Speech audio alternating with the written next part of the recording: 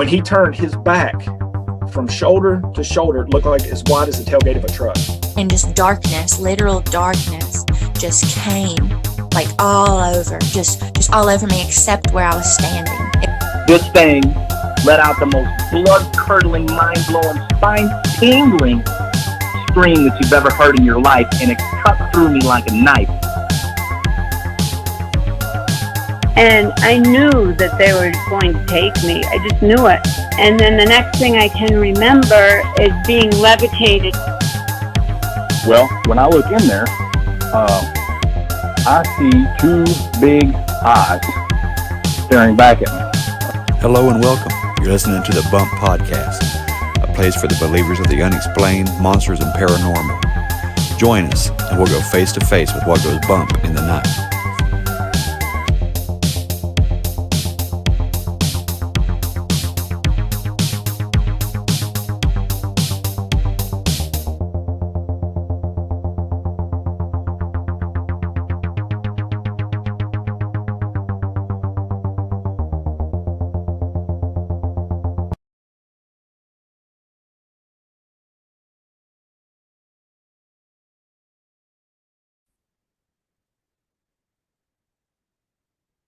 Hey there, believers. Welcome to the new studio. This is actually what is now a spare bedroom in the house that, instead of doing it downstairs in the office, which, you know, it gets in the way sometimes down there, I brought it upstairs, corner of the house, huge room, and trying to make this more official. So I brought a lot of the decorations from the office, brought it up here, and I got to work on soundproofing. I don't know what this is going to sound like. The office was pretty good, but I can already hear it just from talking that there may be a little bit of an echo. Might be some work to do here, but we'll see. We'll see how it goes. Today's episode, if I could get into that, is going to be a great one. Like always, right? Today I'm bringing on Shane. He's a podcaster from Inquiries of Our Reality. I've had him on the show before. I think I've been on his show before, if I'm not mistaken. You know, when we do mashups like that, I forget if mine airs on his as well as on mine or what. But he's a great guy, great person to talk to, very open-minded. But today we're going to talk about some of his personal experiences. Something we don't get a lot on the show is the Wendigo. So I look forward to talking to Shane about that. I don't know. I may have had one or two people talk to me before on or off the air about the Wendigo. So this is going to be a great one. Before I bring him on, I just want to say there's some more changes coming. I'm working on doing a lot of stuff in-house as far as merch goes. We've got some equipment. I'm trying to, to put everything that comes into the show, from supporters back into the show to make it better. So I gotta get some soundproofing going on here. I gotta get some shirts and stuff. I'm trying to find a more affordable route other than going through a third-party vendor. Producing the stuff for me and mailing it out. So once I get that figured out and we can get shipping costs down the way I want them to, we'll be rolling. But it should be coming this spring. And speaking of spring, I'm scheduled to have a vendor spot at EnigmaCons in St. Albans, Virginia, coming up in April. So if you're around, I think it's more of the northwestern Virginia area. That would be eastern Kentucky, southern West Virginia, eastern Tennessee. If you're in that area, come check it out. It's the con is actually being held in a sanatorium. I think they're giving a tour that night, maybe. But it's going to be an experience. It's going to be good. So please come check that out. There's going to be more down the road. We're working, we're doing some work with the Shadow Appalachia docu-series this year. I plan to be way more proactive as far as going to conventions and stuff. There's one in May. I think there's a couple in September maybe I'm going to try to get to. So we'll see. We'll talk about all that later on in the year. Let me go ahead and bring Shane on, and we'll get right into this Wendigo experience that he's had. Real quick, while we wait on Shane to join us, he has the invitation. I sent it to him just now. While we wait, if you guys want to send something for me to put on the wall behind me here, maybe a little promotional thing, or if you want to display your artwork or whatever, we can make it fun. We can do that. Just send it to me. My P.O. box, I probably should have remembered that. Oh, it's on Instagram. Go on my Instagram account and scroll down. It's not far. I'll repost it to Instagram. But yeah, we have a Bump Podcast P.O. box. Just send it there, and I go check it every couple of weeks. And we'll put your artwork up here. We'll put a poster, whatever you want. Just whatever. If you just want to draw a picture, that'd be fine. But just something. Let's make it fun. Let's share in all this. If you do anything else, if there's any kind of other craft you get into, if you make T-shirts, stickers, whatever, holler at me. Send something. Maybe we can do a sticker exchange or something like that. I mean, something fun. All right. I think I'm just babbling at this point, but let's go ahead and bring him on. Hey, Shane, we got you on here now, man. Good talking to you. Nice to see you again. Oh, there's a little bit of a lag there. Sorry. Is there? Yeah. When you started, I think it may have just been when you started up the recording. It lagged out for a second, and then I just heard the last part of what you said. I just said we got Shane back on the show. It's good to talk to you, man. Thanks, man. It's a pleasure to be back on the show. Absolutely. So let's hear it. How's the podcast been going? Not too bad, man. I still got my main show going, of course, my solo show, Inquiries of Our Reality.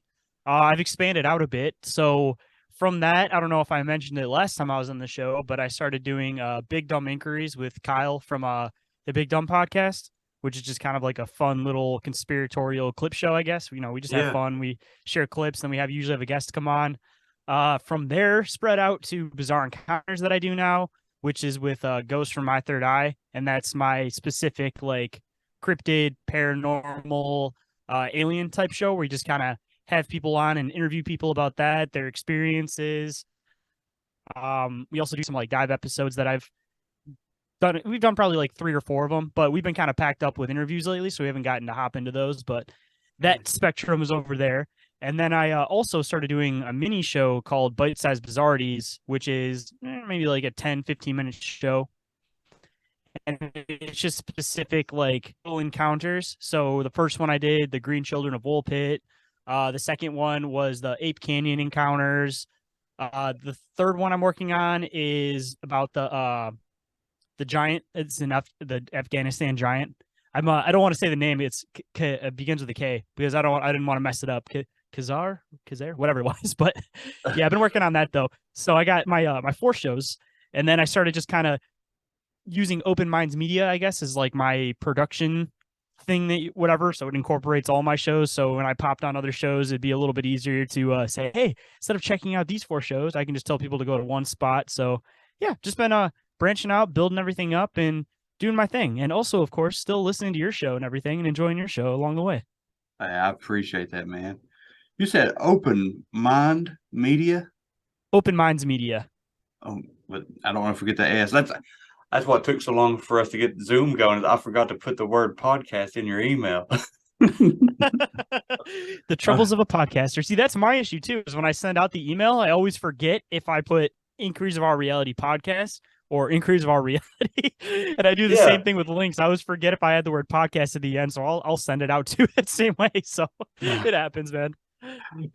I'll put a link in the show notes. Do you have a website or anything for the media? I got Linktree set up. So if you check out the Linktree for Open Minds Media, I have it set up where you can find Bizarre Encounters, Inquiries of Our Reality, the other 4 shows I do. So yeah, just kind of made it like a central hub. It's not its own standalone website, but it's a link tree where you can find everything that I do. Awesome. I'll put that in the show notes, hopefully. Sweet. All right. Well, today you were talking to me about the Wendigo, right? About some weird experiences. Yes, sir. So I guess there's a whole thing that goes with this story, and I guess rather than making it specifically just about this possible encounter, it all kind of incorporates around a specific location that I used to do urban exploring at. It was called Northville Psychiatric Hospital, and of course, it was in Northville, Michigan. And I guess the backstory to this place was that, just like most psychiatric hospitals, they didn't take too good of care of their patients. I always heard all these crazy stories about how like patients would try to escape and they'd be like chasing them down outside and then pretty much drag them back in. And then when we were going urban exploring a little bit, not that you can really dig too much into like what was going on with the people then, but they had a bunch of those, I guess you could say like the screening rooms where it's like the tiled room, and there'd be like a chair that's bolted to the floor in the center, and it was a metal chair. And then there'd be like a viewer window. And on the other side of the viewer window, there was like a kind of people tore stuff apart because it's been a little bit since the hospital was open. But some kind of like board to like do different things or whatever. So I'm assuming that was some type of like thing on people. But there was a handful of these rooms, and they're kind of like tucked in the back of the hospital where you weren't really supposed to. There wasn't like normal people walking around, it was kind of tucked in the back. But yeah, just a lot of like weirdness based around this hospital. So of course, like most people in this kind of community, we decided we wanted to go there, check it out. My girlfriend still current girlfriend, is into the whole like urban exploring, kind of seeing like the decaying structure kind of idea. And me, of course, I'm trying to go there to look for ghosts and spirits and whatever other goodies I can find. So we start regularly going to this place, and it's not just one hospital. It's like a full campus. So there's multiple dorms. There's like a gym. You could say it's like a gym building, because there was like a pool in there. There was a little like auditorium. There was like a basketball court in there. Just like basic stuff. It was a mental institution, but seemed like it was like a pretty uppity, I guess you could say. Like they had a lot of like benefits, at least from the street, that looked nice, at least. And I'm sure like most things, it was one of those things where the people that weren't that bad were the ones that got all like the privileges, got to do all like the fun stuff, and the ones that were off the deep end by their terms were probably the ones that were getting all the like torturous things done to them. Right. So we were regularly going to this place to the point where we pretty much had everything like mapped out. Like we were going through the main hospital, and they had a bunch of different like doors that were welded shut just from when they closed it down, trying to make it so people weren't urban exploring around there as easy, because they tried to weld all the outside doors and, people find ways in. And that was kind of what we did, essentially, was follow somebody else's path in. And then we, just kind of got a kind of layout of it, trying to figure out like what ways you had to go to get to certain areas. Because there's like, of course, like the key spots that you'd see people take pictures of, which was like the chapel that was in the main hospital, which was really weird, heavy, dark room. And I found it really strange that most of the stuff in the hospital was stolen, beat up just from, urban explorers and everything coming in. But for whatever reason, there was this giant pile of Bibles and hymn books up on the stage in the chapel, and the like ceiling was leaking and everything. So they're all like super wet and damp. And I don't know, just one of those things that kind of just gives you like weird vibes, when you see. Yeah, it's kind of creepy. Right? So we ended up checking out that place. The theater, everybody would say that you'd get random orbs in there. It may just be dust because it was like a pitch black theater, and when you're trying to take pictures and everything in an old dusty abandoned place, it's kind of hard to tell exactly which ones are orbs and which ones are dust. Right. Yeah. So, we got to the point where we're checking all this stuff out. We're trying to get every little aspect, detail that we could possibly get out of this place. And it was never like we had a straight up experience at this point where we saw anything necessarily like paranormal. It was just, like I said, the orbs and pictures, where you couldn't really, it's kind of a mixed bag. Some of them may be dust, some of them may be orbs, and then that weird, heavy, dark feeling that we got in the chapel. So we got to a point where we're like, all right, we're going to start trying to figure out some different stuff about this place. See if we can get into some areas that people typically hadn't been into before. So that's when we started trying to get to like the higher floors in the hospital, because they were there's like big holes in the floor and everything. So of course you have to be super careful about that. So when we first started going to the like higher floors, that's when there's, I guess, one weird experience before the two heavier experiences happen. And when we were crawling around up there, checking everything out, there was no broken windows up on that floor, because like I was saying, it was pretty well kept for the most part, because it had welded off doors, all that kind of shit. And so we go up there and we're just walking around checking everything out. We're peeking over the elevator shaft, and then there's this random blue door that we noticed, and it was like perfectly painted blue. It was just random, shouldn't have been painted blue. Like somebody obviously painted it blue at some point, most likely after the hospital closed. And it had a smiley face on it, which I also thought was kind of weird. So while we were checking everything out, we were finding these like weird symbols and everything on the walls up there. And as we were checking out those symbols, that door slammed. And when I say slammed, it wasn't just like a wind caught it from somewhere kind of slam. That's why I was mentioning that there wasn't any broken windows or anything around there. It like slammed hard. So we all kind of had that mini panic attack, ran for the stairs for a second, and then kind of doubled back and looked. We're like, all right, nobody's over there, because that's also a common fear for urban exploring, is that you never know, if there's homeless people living in certain areas, if there's, junkies hiding out somewhere, which just a little extra part to the story. We did find a lot of, we never actually found any junkies in there, but we definitely found like needles and stuff that people had stashed somewhere, and they're all fresh stuff. So it was known that there's people in there doing that kind of stuff. So that door slammed shut. We go over into the area where the door was. We're like peeking into the other rooms around it, trying to make sure nobody like slammed the door and tried to run.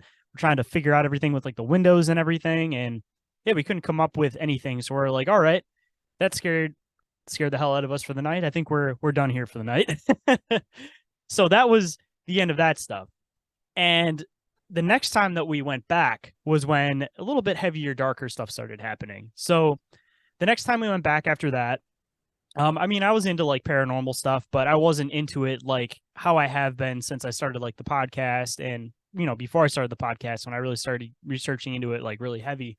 So I never really knew about the rule, of course, of like when you go to an abandoned place that's supposedly haunted, you're not supposed to like grab or take items. So me just being an urban explorer, walking around checking stuff out, I found no smoking sign that I thought was really cool that I was going to hang up in the bedroom. And I think I don't remember what it said exactly, but it was along the lines of like a no entry sign. And then I also found, this is what I think was the item that was the one that was a no-no that I shouldn't have taken home. I found this, I guess the best way to describe it is like a tiki, but it was made out of foam, and it was like hand painted. So, I just thought it was cool, not really piecing anything together at the time. But now looking back, more than likely, because it was a psychiatric hospital, they can't have like wood to carve, things like that. They'll give them stuff like foam, and they'll let them carve it like wood, because then they're not going to hurt anybody. They can use like a plastic knife to do it. So I'm assuming that it was more than likely a patient's art project. So we go home that night, and it's me and my girlfriend, and it was one of her friends at the time. So her friend goes home, and it's just me and my girlfriend at the house. We go upstairs. We're hanging out in the bedroom for a little bit, just kind of looking over the random items we got. And then she was like, oh, I got to go tell my parents that I'm home. So we went back downstairs, and the way that her front room at the time was set up is that there's the stairs and then the front room, but the front room had one of those like loop arounds into the kitchen, where you could pretty much just like run in a circle around the kitchen in the front room. So I'm by the base of the stairs, and she's going to walk over to her parents' room, which is off of like where the kitchen's at. And as she's going to walk that way, she had one of those like petrified moments of fear where she didn't know how to react. So she just kind of continued on what she was doing. But right on the corner before you walk into the kitchen, there was this dark, shadowy being sitting there on the couch. And we both saw it. And it was, the best way to describe it is, I would assume that it was like a shadow person, because a lot of people who have seen them can kind of know what I'm talking about, where I say it's like a shadow that was darker than dark. Like it was dark in the room. It was nighttime, but there was this dark body-shaped cloud, I guess you could say is a good way to describe it, that was sitting in the chair that was darker than the rest of the room, and it was 100% in the shape of a person. So I'm staring at it. She stares at it as she's walking past it. Then there's one of those loop around kitchens, like I was saying. So she comes up around the other side, and then she looks at me and goes, "You saw that, right?" I said, "Yeah." So then we look back over there, and it wasn't there anymore. So we're both like, "All right, something's funky's going on here." So after that, I kind of started to assume that it could possibly be one of the items that I brought home. So they pretty much only lasted about an hour in the house, and I decided to put them outside. I don't know if that really helps too much, because again, I didn't know too much about it at the time, because I feel like at that point it's still kind of at the house, so it was probably still kind of lingering around until garbage day when it got like taken out and away from the location. But that same night, another kind of weird experience that happened that I feel like might be related to that was that I know last time I was on the show, if anybody wants to go and listen to the full story, I shared my my dream experiences as a kid and like the shadow people that followed me around and everything as I was a kid. Yes. And at that time, I hadn't really told my girlfriend about me doing all that kind of stuff. So she goes to bed. We're like talking and everything. She falls asleep, and I'm just watching TV. And so when I'm watching TV, I hear this like crash down the stairs. So I like, go to figure out what it is. But as that happens, my girlfriend hops up real quick. "You good?" She's like, "Yeah." She's like, "I had a dream that I think it was," she said, her mom or her grandma was calling her from downstairs. And so she wanted to go check them out. And so she woke up. So after that, I had to, kind of share my dream experiences with her and tell her that like, hey, I feel like your consciousness, your soul, whatever you want to call it, was astro projecting. And so the reason I heard the crash on the stairs is because you did get pushed down the stairs by something dark. And I was assuming that possibly that dark thing that she felt pushed her was more than likely that thing that was sitting on the couch, which was also assumably the thing that was attached to that item. Yeah, man. But yeah, that was we got rid of it, and we didn't really have anything else weird happen with like the whole shadow person thing going on there. I mean, there was like more with my personal stuff, but I don't think it was necessarily linked to Northville. So I guess I'll just kind of keep it to Northville this time. So we took a little bit of time off from going there just because that was kind of like a weird shaking experience. But we're thrill seekers, so it's only a matter of time before we're heading back. Naturally. So we go back, and the first weekend that we were there, we were up on I think it was like the third or fourth floor, and we're peeking outside, like over the windows, like they're kind of just messing around with whatever. And I was looking outside, and one of her friends was with us too, and she was looking outside with me. And right off the tree line, because right behind this hospital, there's, I guess you could say, like the dorms kind of loop around, and then in the center there's like a little thicket of woods, not anything like super crazy, just maybe like 1,000 feet by 1,000 feet, just like a little area of like trees and woods. But it was pretty thick for what it was, considering that it was abandoned, so nobody was really taking care of it or keeping up on it, because I'm sure at one point it was kind of more like a courtyard with like trees, maybe like a little park kind of put back there for the patients and everything. But we're peeking down over there into the tree line, and I see this giant light brown cat come out. And from what I was kind of piecing together and assuming, it was a cougar. And I was like, no, I live in Michigan. Like, there's not cougars in this area. Like, that's weird.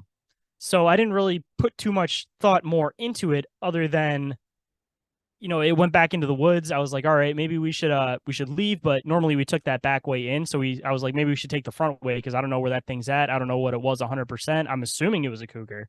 But rather be safe than sorry. So I ended up going home, and I'm digging around some stuff, and I guess that there was a bunch of random cougar sightings in Northville, and they had never actually like found a physical body of it. Nobody had ever like taken a picture of it or anything, but people had seen it in and around Northville. And even to this day, I've checked up on the articles. Like, a body was never found, the cougar was never found, but there were sightings of it in that area. Comforting. So the reason I'm sharing this cougar story is because I feel like it connects into this other part of this. So we got to the point, like I was saying, that we went there so much that we checked out all the buildings. We kind of knew like the full layout of everything. We had everything mapped out. The only place that we really hadn't gone was the basement in the main hospital, because there was the Northville tunnels. And they were just like an abandoned tunnel system that used to connect between a bunch of buildings and everything through the city. So it's just like miles and miles of like these underground tunnels that were just abandoned. And one of the entrances to it was through the basement. There was like a random entrance that I had seen out in the open. It was kind of like one of those little hatch openings. And I kind of like peeked down there and it was so pitch black. I was like, nah, I don't want to take the chance because if my flashlight runs out, I don't want to feel my way back because, I don't know how long that'll take or how far I'll go. So we hadn't really like put too much into it, but we decided to go and check out the basement this following weekend after we had that cougar sighting.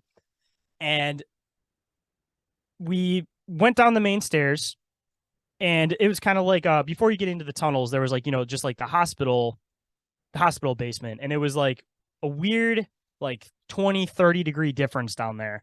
And I mean, assumably, it is partly underground, but it was just one of those things that it was such a drastic difference in cold that it just something felt like it wasn't right about that basement.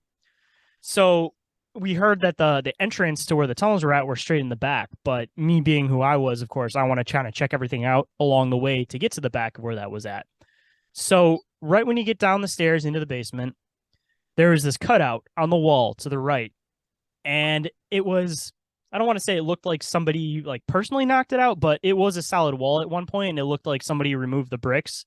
But more than likely, it was probably before the hospital shut down because it was done in like a perfect hole. Like, assumably, somebody who was doing construction was the one that removed this part of the wall.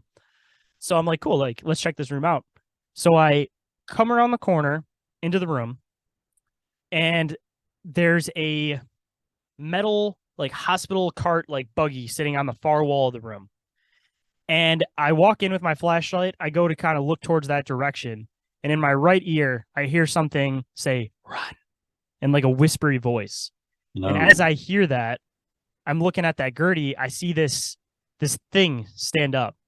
And the best way to describe it was that it was a lanky, tall person that had the like skin complexion of almost like decaying, like that bluish gray like skin tone. Yeah. And it had long, when I say long, I mean like just on the top of its head, like maybe like shoulder length, greasy black hair, like slicked back. And I only got to see the back of this thing, and it was standing up in one of those like arms stretched out kind of poses, like almost like it was trying to like show how big it was as it was standing up. So I saw the back of this thing, and instantly I wasn't taking any chances. I just start running, and I have my girlfriend with me and her friend, and I didn't even explain to them. I just said run, and I started running, and they started following me. We took off up the stairs, and there was a welded door for the first floor to get through. So you had to go up to the second floor and then come back down to the first floor from another side. But I purposely was trying to climb through small holes as we were doing this, thinking that maybe it would kind of give like a blocker between whatever this thing was and I. And I didn't hear anything like chasing behind me, but as we were running away, my girlfriend is like just taking pictures with her camera. And I'll actually send it to you after the show if you'd like. You could post it for the listeners to check it out. But we got this photo where it looks more like an apparition than like a solid mass being. But it was exactly what I had seen. You can see it. It looks like it's crouched down. You can see like the skin tone. You can see the black hair on it. So after having this experience, like that was kind of like when we stopped really going to Northville. And that's when I started kind of digging into some stuff. And I realized that I guess there were some random deaths there where people fell down the elevator shaft and the elevator doors were, cracked only a hair bit. So the only way somebody's going to fall down those elevator shafts is if they like cram themselves in there. So just weird deaths. And right after that too, and right when that started happening was when the police started kind of getting on top of making sure people weren't really entering this building. And again, really soon after that was when they decided tearing down this building because unfortunately Northville isn't there anymore. Maybe the side buildings are still there. Main building's been torn down. Know what I had seen at the time. So I just start searching on the internet. And what I came up with essentially was, like a rake. And I had spent time thinking that it was a rake just off of the description. And then once I started digging a little bit deeper into it, I experiences where people have said that they've seen rake-like beings. But when you kind of dig into like the folklore of a rake, it's a creepypasta, so it's kind of an internet created thing where, maybe that's the reason why it kind of exists within our reality now, or Oh, manifesting it off of like, hold on, that you're breaking up on me idea real bad. I thing. don't know. But, I spent all this time thinking that it was potentially Yep. let's see, I saw something that popped up and said unstable internet connection. Yeah, you were breaking up on me. You as soon as you said something about the rake being a creepy pasta, like you got and you're glitching. Yeah, can you hear me? Okay. Yeah, I can hear you. I'm not glitching out still, am I? Oh, I can see my camera now. My camera is glitching. I'm frozen. What's Yep, going on here? that's kind of weird. Oh, Whoa, I've never seen it do that before. Do you see what I'm seeing? yeah, I think I am. I'm getting chill bumps, man. That's crazy. Dude, you want to hear something super weird too that goes into this? I'll tell it as part of the story, but I asked somebody to make a painting of this thing for me, Yeah. and they pretty much said that they had nightmares of Wendigos that night. And when they're trying to visualize the image, it wasn't coming through. And essentially, this painter told me that he couldn't do the painting because he felt like he was capturing the evil in this painting. And I ended Yeah, up agreeing with him, but I don't know, dude, man. for real, I got chills up and down both arms. Like as soon as your computer started glitching, I've never seen that on a Zoom call before. Me either, especially with the gray and white like that, where it was like the old television set, and then they had the green bar go across the top. Yeah, like what in the world was that, man? All right, but yeah, you said this rake was a creepy pasta. So I got hopping back into it after that Yeah, weird I'm experience. just going to ignore that. You know what I mean? I'm not giving that any power. No So total fear. yeah, no, don't need none of that. Don't need to manifest something. I might actually sage after telling the story now. Yeah, man. But Psalm 91 coming at you. going back into the rake, when I started kind of digging into the origin of the rake, it was a creepy pasta more than anything, but maybe that's exactly like what you're kind of saying, that it gave it power because we kind of manifested it and created it through the internet, kind of like the Slender Man thing. But for me at least, just because I don't know, I knew the only thing I could come up with that it was a rake, but I questioned it just because of the fact that it was a creepypasta and everything. And so I kind of left that story alone for a while. I didn't really know what to do with it. I kind of just like stuck it in the back of my head. And then somewhat recently, a couple of months ago, I did a show with Justin from Cryptids of the Corn. If anybody's ever listened to that podcast, shout out to Justin, of course. He's really, really smart dude. So I'm telling the story on one of his shows, and then he starts connecting dots. And of course, this is why I added the cougar part in here. He was like, no, I don't think that you saw a rake. I think that you saw Wendigo. So we start connecting the pieces. And one, Wendigos, going by the lore of it, you're not safe from the first snowfall to the last snowfall because they like the cold, because they're like a decaying flesh type of being. So Right. with the lore to it, assumably they would have to have somewhere to hide during like the warm months that would be somewhere that they could stay cold. So from what he was digging into, they supposedly would stay in caves. They would potentially bury themselves underground, just anything to try to stay cold. So that's the one starting component there, was that it was down in the basement where, like I mentioned earlier, it was like a good 30-degree drop from outside, first of all. The second connection was, of course, the physical appearance of it. That when we talk about a Wendigo, most people envision the deer-headed being with the decaying flesh body, but that's more of a modern twist onto it, where if you look into the Native American folklore of a Wendigo, the deer head was never really part of it. It was more of a decaying, slender humanoid with like long pointy fingers and like all weird flesh tone. But they had the ability to change into different animals. So the most like common one that everybody kind of associated them with was the deer, and that's where you kind of get the deer head in with the body. It's almost like a half transformation type of thing that we kind of took as the standard image, so that everybody would be like, hey, that's a Wendigo, because of Hollywood movies, just trying to make it look a little bit scarier and more interesting. Oh yeah. So it's not just confined specifically to deer, just kind of like a skinwalker, for example, too. They all kind of fall into the same category, I feel, of like Native American folklore, that they can transform into animals. The only difference is that a skinwalker is somebody who full well knew what they were doing. They wanted to become that, so they almost have like more power over it. Like it was like the medicine men and the the ones that already kind of knew about magic principles that would become this, and you'd have to do a ritual to become one. Um, Ritual usually included killing a very close family member, be it like a brother, sister, spouse, something like that. Where the Wendigo lore, it's very similar, except that they don't have control over what's happening, because the reason why somebody would turn into a Wendigo is usually because they resorted to cannibalism, and they kind of let their bad emotions get the best of them. So the skinwalker would have full ability of everything, and the Wendigo would kind of be more of like that primal source of things, where they can't necessarily control it. And then that aspect also kind of adds into there's stories about people getting Wendigos to like back off so that they could run away by figuring out their name, because there's still a human component to them that they're fighting.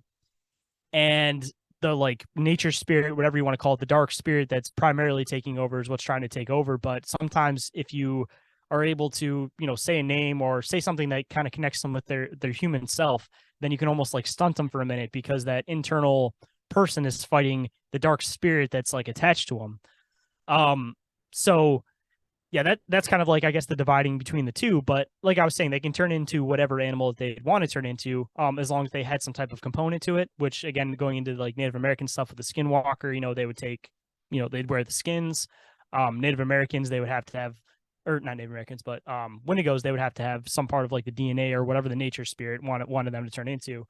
So that's what I think that this thing was possibly turning into, that cougar. And that was why they'd never found a body anywhere of a cougar, but there was random cougar sightings, but nobody could get a picture of it, which kind of almost has like that weird paranormal kind of feel to it.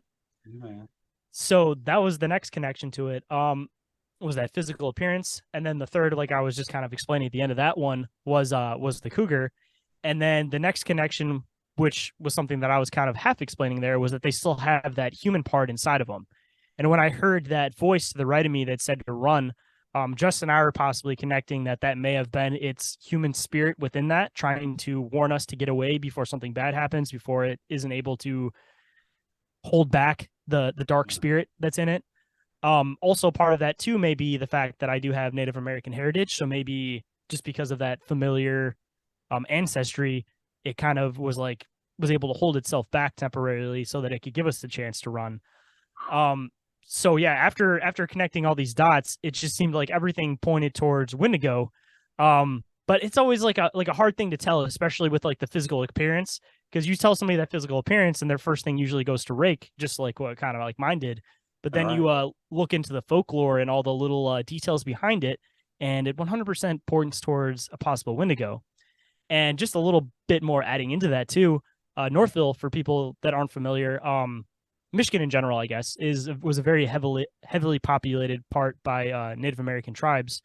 And Northville specifically, when they were digging up where they were building this hospital, they were finding like random arrowheads, random artifacts. So there was for sure like some type of Native American heritage in that exact area.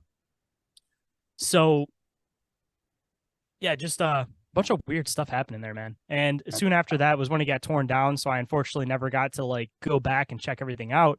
Cause like I said, I tried to like file this away in the back of my head for a while because I didn't really know what it was, first of all, to who I could tell the story to, that people would actually hear me out and not just be like, oh, you're just making it up. Oh, you're just scared because you're in Northville. Like, oh, whatever. So yeah, it's just a hard thing to make a connection with. But now that I finally made that connection with it, I like to share the story for the sake of, people possibly having close encounters and not being able to quite place it.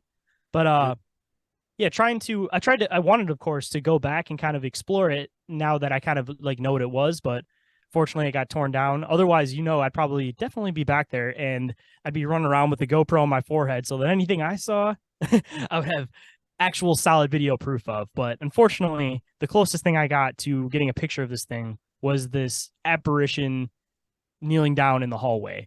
But I don't know, maybe part of the reason why it was translucent was because You're glitching again.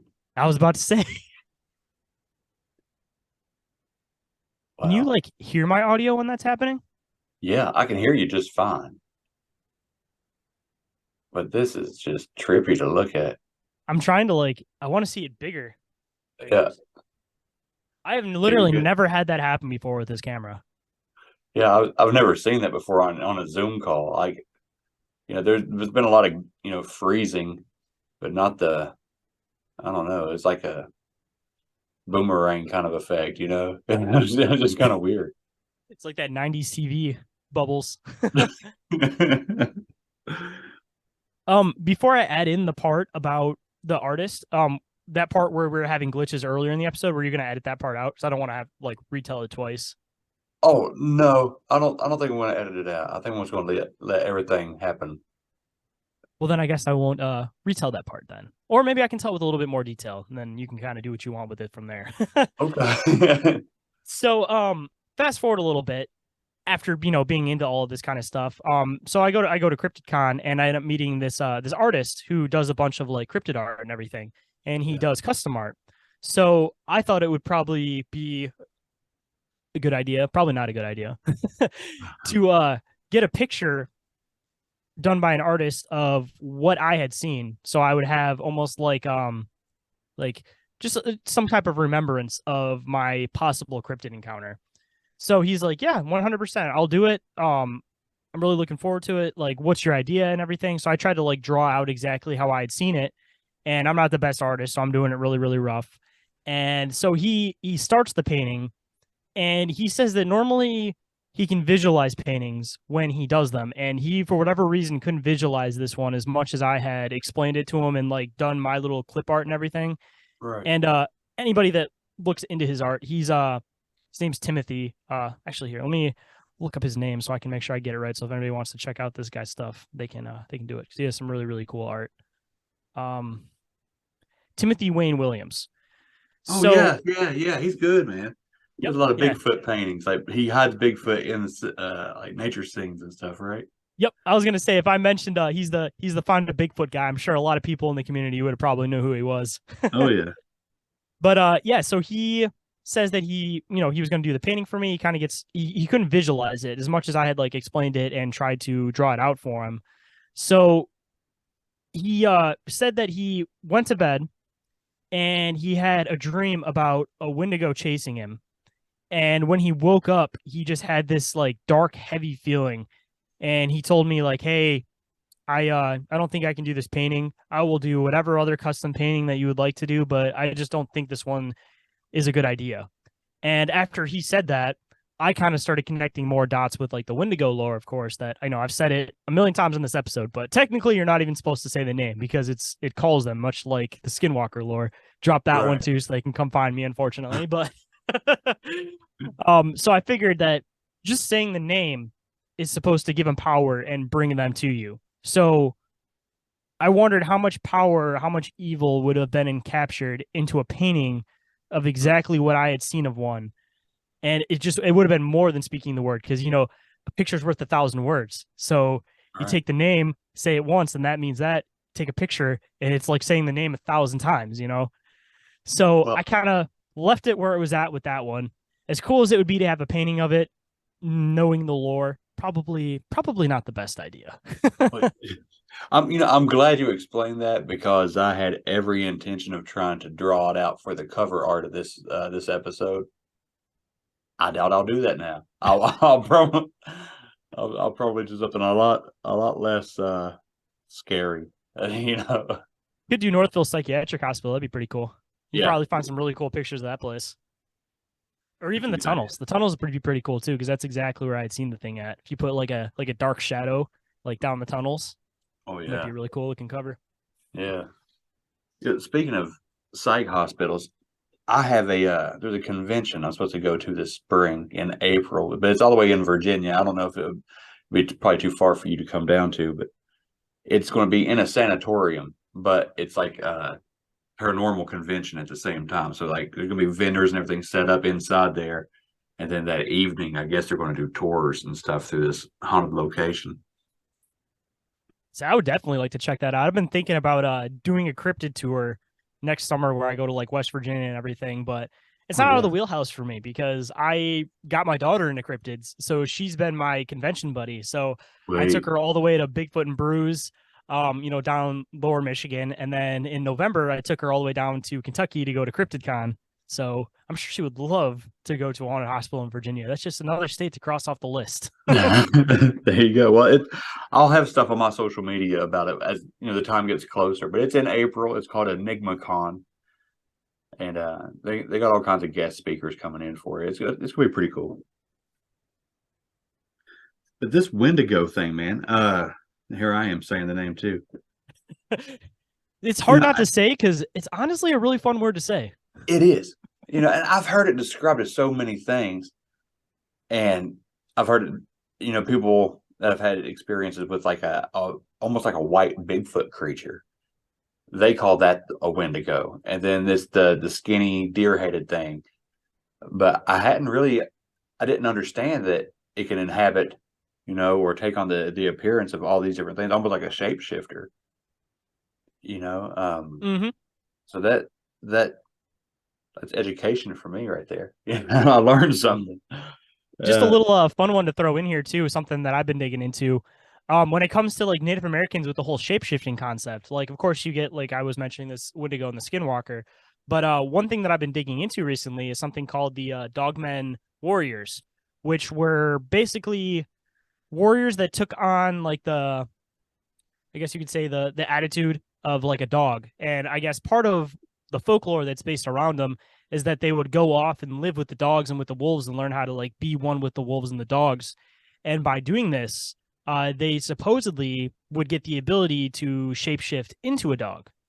So my thing that I've been trying to connect with, I'm not saying it's necessarily all of them because I think there's multiple parts that go into this aspect, but possibly some of the dogmen could be more so fitting into like the category of like Native American folklore, and it still kind of fits that whole werewolf demeanor, but from a different aspect of it, where you're taking it more from like that shape-shifting Native American aspect rather than like, the silver bullet European werewolf type of style. But yeah, just another connection of another possible shapeshifter that links into Native American lore. Could be a dogman. Could be. That the whole dogman thing, that was so hard for me to even take seriously for a long time. And I didn't mean to, I'm not like in a way to belittle anybody that's had an experience. It's just where I hadn't had an experience. And that name is just so goofy, It sounds better than werewolf though, because that was like what turned me off was werewolf. When I heard dogman, I had a little bit more of an interest in it, but it still was one of those things. I was kind of the same way. When I first kind of dug into it, it just seemed a little bit like ridiculous to me until I started like really digging into it, Yeah, and it's like taken off. I hear more dogman stories than I do Sasquatch stories lately. It's like it's everywhere you turn. Everybody's digging into this topic, this subject, and it maybe it's trendy or maybe it's legit, and it's gaining popularity because more people are coming out about it. Another thing that's also a possibility with that is that I'm sure I think I saw you recently had an episode with Chatan Noir. Yep. She was talking about how, from her research, that dogmen have been known to push Sasquatch out of certain areas, like they'll take over the areas. Right. So it could have been a thing that it was like a smaller population that stuck to a certain area, but now they're starting to migrate more. And maybe that's why people are having more stories now, is because they're not sticking to deep woods locations. Maybe they're trying to spread out and migrate. So now people are having more sightings of them. Could be. See, it's fun to entertain because I don't know anything about it. And there's such like to me, there's like a very spiritual element to this whole dogman thing, because there was like one that I know of recorded attack that is pretty commonly known, the LBL, to be attributed to a dogman attack. And then other than that, it's just this massive, scary creature that pops up right behind you and scares you to death, and then you get away. It's like it could obviously kill you if it wanted to. Why does it want your fear instead of your body? I've heard a couple different sides to dogman stuff too, where of course, there's people that get away to tell the tale, but Right. digging into it, at least in Michigan, I found an area that's like northern Michigan where I've heard a bunch of stories from different people where they had encounters and straight attacks, and I guess that they were basically told to like keep it quiet by men in suits, police officers in the area. One of them in which that I had heard was that I think it was called Clear Lake or Clear River, something like that, up in like northern Michigan before you hit like the UP. It's up in northeastern Michigan. There was an encounter there where this guy was going to this campground because he heard that there was some like stuff going on at this location, and there was some the guy who was running the camp was like, "Hey, you're here looking for dogmen. I have a cool spot you might want to check out." And he was like, "Yeah, no, I'll check it out. I'm just doing some other stuff right now, blah blah blah blah blah." So later on that night, he hears a woman screaming, and he opened his door, and I guess this woman tried to like come inside and ended up getting like dragged away by a dogman, and then it came back to the door and was trying to get into the door, and this kid supposedly like took a hatchet to the arm of this thing, and it ended up taking off after he hatcheted this thing's arm. The woman wasn't seen, of course, again, and he was like reporting it to the police the next day, and they were like, "Oh, you saw this. You didn't see a dogman. You saw this. Like dogmen don't exist. You saw this." And they were very adamantly trying to tell him like what his story was, and he was like talking about the woman and everything. He's like, "There was no woman. What are you talking about? No woman went missing." Trying to like cover up the story. So I feel like there's a lot more violent dogmen encounters, but because of that, they're covered up more because there's nobody that's there to tell the tale afterwards. Oh, wow. Yeah, man. I'm just going to dig into it more and listen to it. And you know, I've had Dark Waters on the show, and he's like dogman expert. You know what I mean? I need to get on there and actually dig into it a little bit. And you know, your neck of the woods, that's dogman country, right? Michigan. That's where the stories really come out of, wasn't it?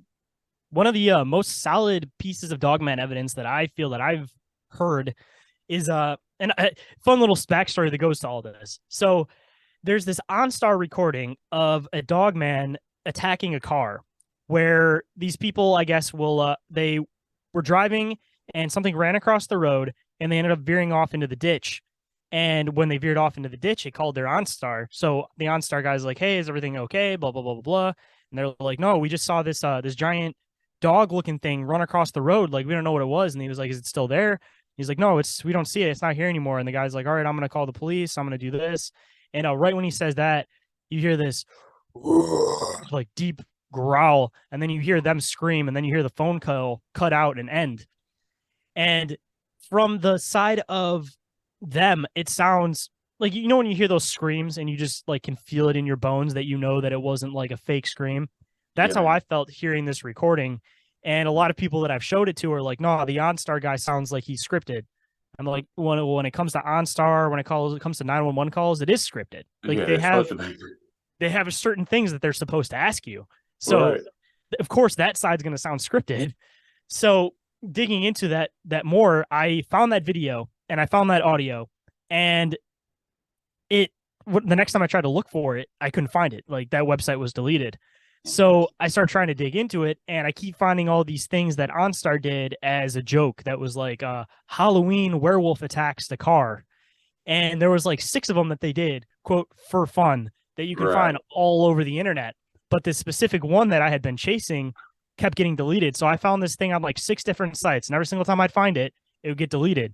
So I was like, all right, I'm going to do a show on this before it gets permanently deleted. So I added that page on, and I ended up, weirdly enough, talking about it on an episode with somebody, and I ended up playing the audio for it. So that episode got deleted, or not episode, but that website got deleted, but I still have the audio on one of my episodes. So I'm like super happy that I saved that. So I don't have to chase that audio around anymore. But yeah, dude, just super weird stuff pertaining to it. And it seems like more often than not, there's a lot of violent encounters and they're covered up like that, where it's like, there's a reason why they did those Halloween videos, and there's a reason why that one keeps disappearing. And if they were trying to make it less questionable, they should just leave it and make it look like it was part of the other recordings. But it has a totally different feel. Like I was saying, you just hear certain screams and they don't sound like they're real, like they're authentic screams, you know? Yeah. Yeah. Wow, man. You're going to have me up here in the middle of the night researching Dogman stuff. And if anybody's listening to this show, which I hope they are, if you've had a Dogman encounter, holler at me. Let's talk about it. Let's flesh it out. I want to know everything I can find out about this stuff, because my dad is all in for Dogman. That's like all he can talk to me about, hardly. When we just sit down and have casual conversations. We used to talk about everything, from aliens to Sasquatch. But for the last year or so, he is like locked in on Dogman. And if talking about these things manifested, then it's only a matter of time before there's something spotted here in southern West Virginia, because it's a very hot topic here. There's a lot of talk about it. But I don't know, man. With there being so much lore about these wolfman, dogman, werewolf kind of creatures, there has to be some legitimacy to it, right? And I mean, I'm I sure definitely think so. And people, if I can believe in Sasquatch, then why would I put a box around anything else? And if I think that people are talking about Sasquatch encounters or Wendigo encounters or alien abduction, if I can accept that as truth, and I say I mean people in general can accept that as truth, then why wouldn't we accept people that's had an experience with a dogman or a werewolf type creature? I mean, there's a reason why they exist in folklore all around the world. That's all these people didn't have contact with each other, and there's all these stories about, there being straight dogmen, and then there's werewolf type dogmen, and there's just so many different components that go into it. I think that it's actually coming from multiple factors. Yeah. And I mean, even going into Africa, they have like the hyena man, which, more often than not, you're going to call a cryptid whatever you can familiarize with it the most. So, being in North America, we associate it with dogs.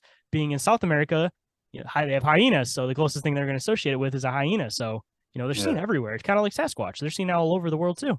All over the world. And I think it was Marco Polo that had visited an island where they had dog-headed men that communicated with yelps and barks, and they actually traded with these people.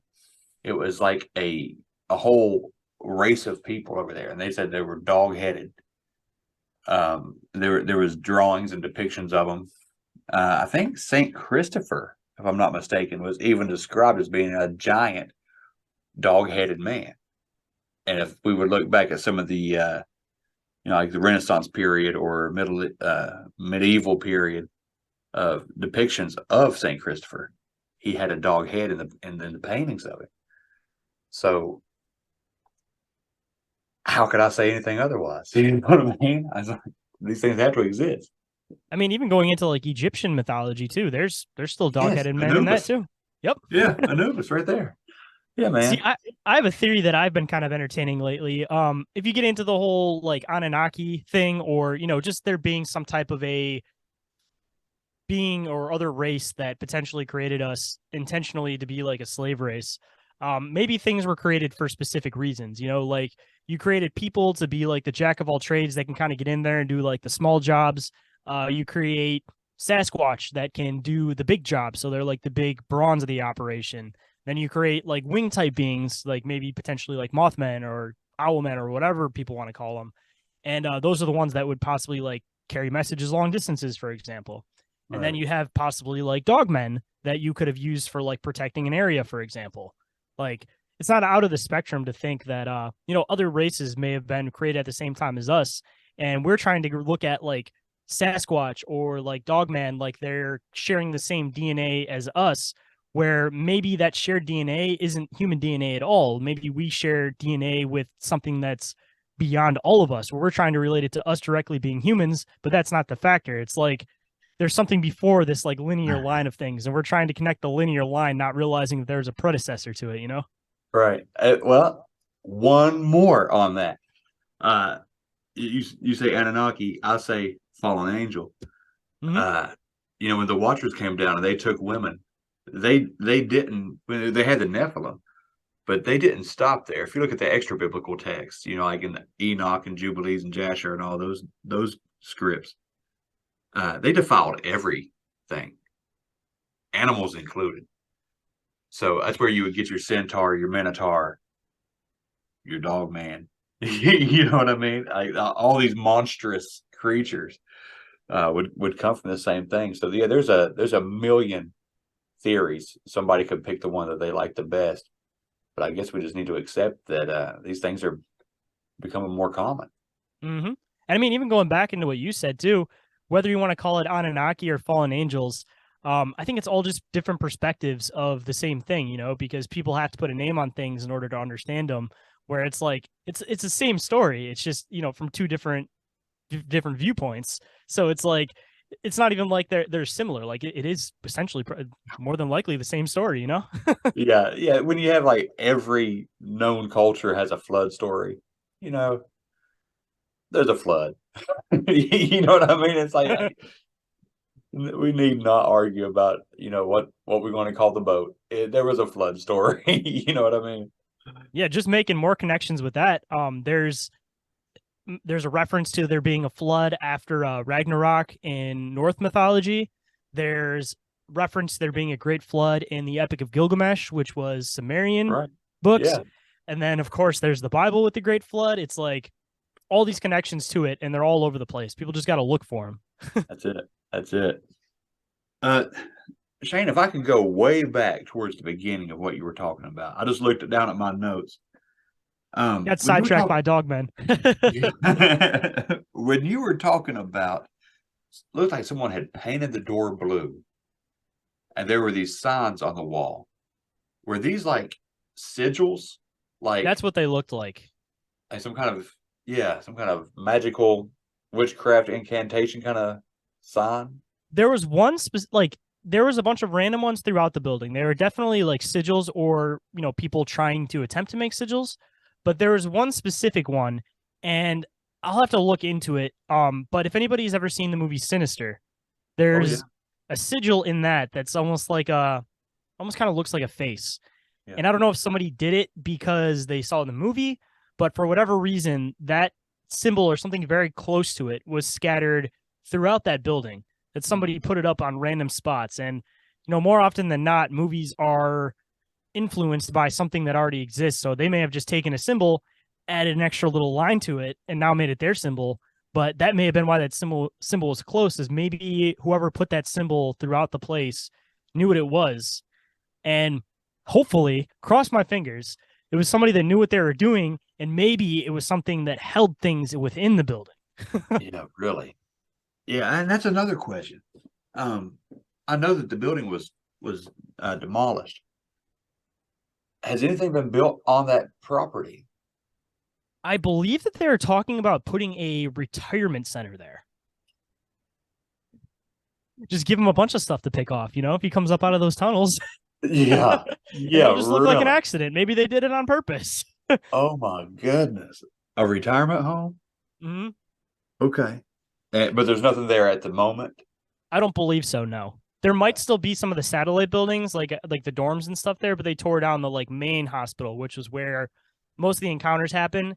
And I feel like all the bad things that had happened in the past, even going into the whole like paranormal aspect of it, I assume that 90% of the bad things that happened were all based in that building.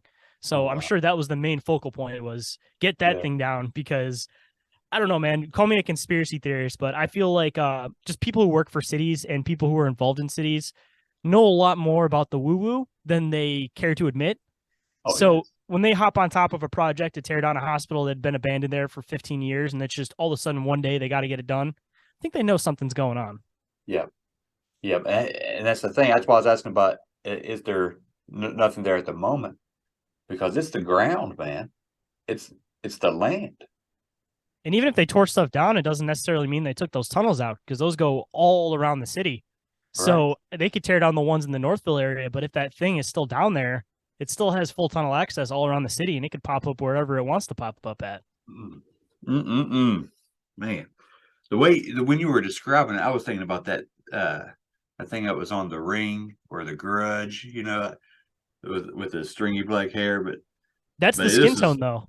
Yeah, that's creepy, man. I give myself chills again just thinking that was a good one, man. That stupid camera, we'll call it a glitch. That was perfect timing. That just made it. That was scary. At that point, is it coincidence or is it something else? 'Cause Exactly. And there's no coincidences. especially So not in this community, man. As soon as you start talking about no, certain bro. topics, and it always seems to happen. Usually mine is shadow people or demons being in the system. And every Yep. time I mention those and I start getting into it, every single time I'll have some weird tech issues. Yep. Like my first season, I have no clue what the episode name was or anything like that, but I was talking to this lady and she was talking about her house was haunted that she had grown up in. And I think she was talking about some kind of like something in the bathroom, some kind of experience of somebody dying in the bathroom or something like that. And at that time, I did everything with a phone. I didn't have the tech set up or anything. I was just doing everything through my phone, and the call would get dropped. So I would call her back, and we would get to the same point again, and then the call would drop. And that happened like 4 times before I was like, all right, let's skip past that point. You know what I mean? Let's just go on. But There's something yeah, intentionally stopping you from saying something. yeah, it's like it was just shutting her down. So yeah, there's definitely things around that, affect what we do. And No, it's it just makes you happened. wonder though, because it's like you think that you'd give them more power by bringing attention to them, but that's what kind of makes me question like why they want to keep things quiet. Is it because they have some stuff going in the background, and when we start getting onto something that's some real solid information, that's when they're like, "All right, let's leave it mysterious." There's Yeah, enough talking from you. yeah, maybe. I tend to think it's more about they are very limited as far as what they can actually do. But they have a real good knack for fear, you know. So if they just screw with you here and there, they keep that fear element going, and they're the big bad wolf. You know what I mean? I mean, if I these mean, guys are all like spiritually energy based too, I mean, right, like it's probably harder for them to move solid. Like if you're talking about like paranormal or just like dark beings in general, it's probably way right. easier for them to do everything through the internet because essentially it's all electric energy. That's So it. it's just like a solid source of them that they could. It's probably honestly the easiest thing for them to manipulate as far as like I'm concerned with what I know about the paranormal and dark forces. Absolutely, man. Well, Shane, brother, you came, you saw, and you freaked me out. Uh, was there anything else we wanted to dig into before we hop off here for this session? No, I think that's about good on this one. But just a little sneak peek, I guess, to the future. I recently I've only shared it once on Uncomfortable, but I had this whole paranormal house story growing up that it gets very emotional. It's a very long story. It was about a 2-hour story last time I told it. So maybe in the future I can come on and I can share that story. And at least where I am currently in my life, at that point, I will have shared all of my weird and bizarre encounters with you by then. I would love that. I would love that. And if you want to go ahead and we can line something up and schedule it, maybe sometime for next month or something, that would be great. You I got it, would. my friend. You got me, buddy. I love hearing it. I love talking to you. You're just so easy to talk to. I think that Open Minds Media is the perfect title for what you do because it was weird because I was doing the pre-intro, where I do the talking at first, and I was talking about just what an open-minded individual you are, just how easy it is, and then you come out here and you did exactly that. You proved it. So I love it. I love you. I love talking to you, and I wish you the best of luck. God bless, and I'll talk to you soon. I appreciate that, man. That's a awesome compliment, and I really appreciate it. And going back to you, man, we need Thanks. to not have so much distance between our shows together because you're a very easy person to talk to, and I definitely love talking to you also, man. I appreciate you, brother. I'll talk to you soon. Sounds good. All right, later, man.